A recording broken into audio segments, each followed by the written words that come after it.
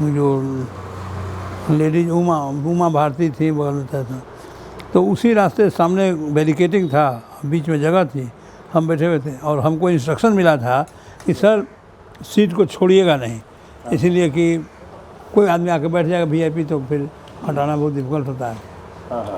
तो मैं सीट पर बैठा था, तब तक वो देखते हैं कि एक आदमी मेरे ऊपर गिर गया। तो मैंने देखा अमिताभ बच्चन है। उनको उसी रास्ते जाना था, उनका पीछे देखे अभिषेक बच्चन उठा रहे हैं उनको, हम सीधे उठे हुए प्रणाम बैठे उधर 3 लाइन कुछ गए। उमा भारती थी, एक साध्वी थी, उसके बाद बैठा ली।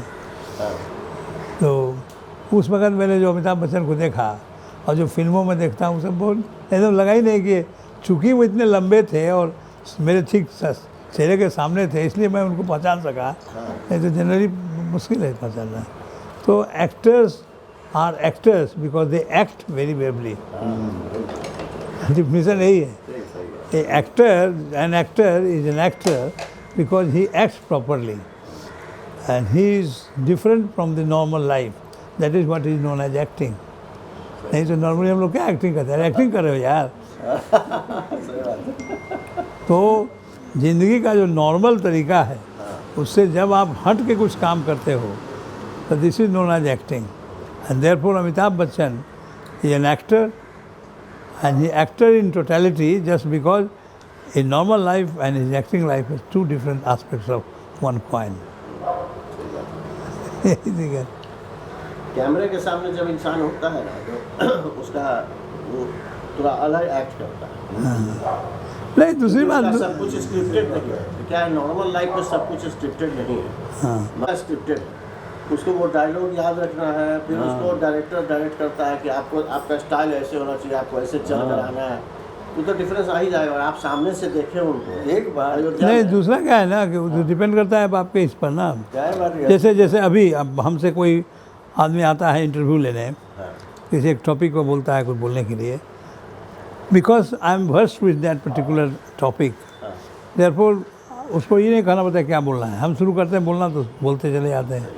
ठीक उसी तरह से ए पर्सन लाइक हिम, उसके पास इतना एक्सपीरियंस है कि किस माहौल में क्या बोलना है और किस भाव से बोलना है, वो इमीडिएटली ले आता है। And that is what is a quality of a good actor.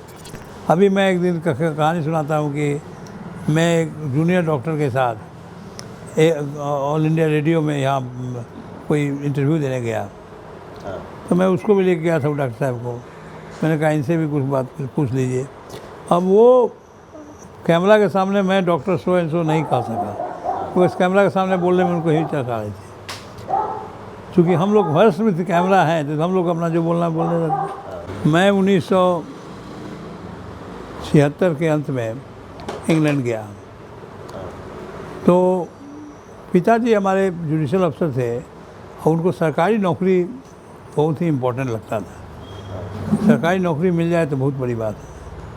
तो हम जब डॉक्टर बने तो हमको सरकारी नौकरी मिली, लेकिन मैंने सरकारी नौकरी नहीं ज्वाइन किया। पिताजी बहुत खुश नहीं थे। मैंने नालंदा मेडिकल कॉलेज में अपना पढ़ाना शुरू किए और मैं समझता था कि अगर मैं पढ़ूं और पढ़ाऊं तो मैं करियर थोड़ा अच्छा कर सकता हूँ। सरकारी नौकरी में जा कर के मैं वहाँ स्टिल हो जाऊँगा। क्योंकि मेरे भैया जो थे वो किशनगंज कॉलेज में प्रोफेसर बने और वहीं रह गए, बिकॉज उनको फिर ट्यूशन का इनकम भी सब होने लगा तो चेंज नहीं कर पाए। तो मैं भी सोचा कि कहीं मैं नौकरी में गया तो फिर मैं आगे कुछ नहीं कर सकता हूँ। तो मेरे ललक थी, हमारे पढ़ने की ललक थी, तो उस ललक के हिसाब से हमने आगे बढ़ा और हमने डिसाइड किया कि मैं नौकरी नहीं करूँगा। जो नौकरी अलग में नालंदा में टेम्पोरी नौकरी करके काम चला, सरकारी नौकरी नहीं की उन्होंने। तो पिताजी बहुत हैप्पी नहीं थे, लेकिन खैर चल रहा था काम। तो जब मैं 76 में MS करने के बाद मैं गया इंग्लैंड, तो पिताजी जुडिशल अफसर थे, बहुत पैसा का नहीं था, लेकिन हम भी कुछ कमाते थे उस वक़्त, थोड़ा बड़ा कमाई होता ही था। तो एक स्कूटर हमने ख़रीदा था, स्कूटर बजाज, एक अपने दोस्त से लिया था। तो जाते वक्त मैंने उसको 4,000 रुपये में, सॉरी 3,000 रुपये में, हाँ बजाज वेस्पा बजाज, तो 3,000 रुपया में उसको अपने बहनोई को, नंदू जी को दिए। नंदू जी ने कहा कि बजाज मिलता नहीं है भेजपा, तो आप रख लीजिए। तो हमने उसको दे दिया उनको 3000 रुपया। उस वक्त मेरे पास इंग्लैंड जाने के लिए 2600 या 2700 रुपये का टिकट मिलता था, वन वे यूके का। तो हमने 2700 रुपये का टिकट खरीद लिया, या 2600 जो भी हो, 200-300 रुपया मेरे पास बचा। 76 में 2600 रुपये का बहुत वैल्यू था, चाहिए 200-300 रुपये का वैल्यू था। तो हमको कलकत्ता जाना था वीज़ा के लिए, फिर गांव जाना था, ये सब काम में खर्च हुआ। और मैंने वाइफ को अपने 100-150 रुपया दिया, और 100 रुपया हम ले करके 14 रुपये उस वक्त पाउंड डॉलर का वैल्यू था, 8 रुपये 9 रुपये, तो शायद $10 मिलता था एयरपोर्ट पर। तो हम लोग इसलिए उसके लिए रख लिए। हमें गया यूके। इतने जाने के बाद हुआ, यूके गए, वहाँ पर पढ़ाई लिखाई शुरू किया, नौकरी भी शुरू किए। तब पिताजी ने चिट्ठी लिखा कि तुम्हारी बहन की शादी ठीक हो गई है, यानी हमारी छोटी बहन जो बची हुई थी रंभा की शादी ठीक हो गई है। मेरे को गए वो करीब 1-1.5 साल हुआ था। तो हमने बाबूजी को लिखा कि बाबूजी, मैं अगर आऊँगा, अभी का जो चार्जेज है पूरा परिवार के साथ, परिवार भी मेरा चला गया था, परिवार के साथ आऊँगा तो करीब 5-6 हज़ार पाउंड खर्च हो जाएगा आने जाने का, दोनों का टिकट, वाइफ, हस्बैंड और बच्चा सबके साथ। तो क्यों ना इस पैसे को हम आपको भेजें, और मैं अपनी कमी आपको महसूस नहीं होने दूंगा। मैं और लोग अपने दोस्तों को पत्र लिख देता हूँ, शादी में करना। पिताजी बहुत उसको चिट्ठी को पढ़ करके हमको फ़ोन किए कि बहुत अच्छी बात है, तुम मत आओ, पैसा भेज दो।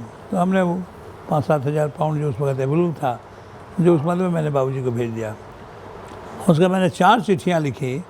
एक डॉक्टर मोतीलाल सिंह को, जिनके साथ मैं काम करता था, प्रोफेसर शिवनारायण सिंह को, एक सोनपुर के बच्चा बाबू थे जहाज वाले, उनको, एक तिलक राजगुप्ता जो हमारे बंजे बनाए निमको के, ये चारों को मैंने चिट्ठी लिखा कि किसी विशेष कारणों से पैसा के चलते हम नहीं आ सकते हैं, बाबूजी को मैंने पैसा भेज दिया है, आप लोग हमारी कमी उनको मत करने दीजिए। And they acted very nicely, कि हमको सभी तरह से उन्होंने मदद किया, ये लोग मदद किए। इनफैक्ट सोनपुर के बच्चा बाबू तो शादी के पहले एक जीप में सब सब्जी भर करके सरसर भेज दिया, और बोला जीप रहेगा जब तक शादी नहीं होगी। इसके बाद मोतीलाल सिंह बराबर खड़े रहे। शिवनारायण बाबू तो इतना मदद किए कि उस दिन घर के बगल में ही शादी थी। शिवनारायण बाबू घर के बगल बहुत जोर की पानी पड़ी, तो जैसा बाबूजी कहते हैं कि शिवनारायण बाबू अपने जा करके सबको बारात को अपने घर में ला के बुला के रखे, सबको बहुत सा मदद हुआ। तो उन्होंने बाद में बाबूजी चिट्ठी लिखे कि शादी ठीक से संपन्न हो गई, और तुम्हारी कमी तो खली ज़रूर, लेकिन तुमने ऐसा सबको दिए थे कि लोग बहुत हमको मदद किए। हो गया। जब मैं लौट के आया तब तक मेरे पास सारी डिग्रियां थी। उस वक़्त भारतवर्ष या विदेश में जितनी भी हड्डी के लिए डिग्रियां थी, सब थी मेरे पास। और उसके पहले हमको सऊदी अरेबिया में बहुत जगह नौकरी भी मिली थी। दिल्ली में भी बहुत से अस्पताल थे जिसको कि हम लोग ऑप्ट कर सकते थे, और बहुत से अस्पताल, दिल्ली के बड़े बड़े अस्पताल, इस तरह हम लोग ज़्यादा क्वालिफाइड आदमी को बुलाना भी चाहता था। लेकिन हमने ऑप्ट किया कि पटना में रहेंगे। जब बाबूजी को 3 महीना के लिए हम पटना इंग्लैंड बुलाए थे, तो जब मैं लौटा तो the very first thing I saw कि हमारा जो छोटा सा फ्लैट था, प्लॉट नंबर 43, जिसमें बाबूजी जूट कारपेट बिछाए हुए थे।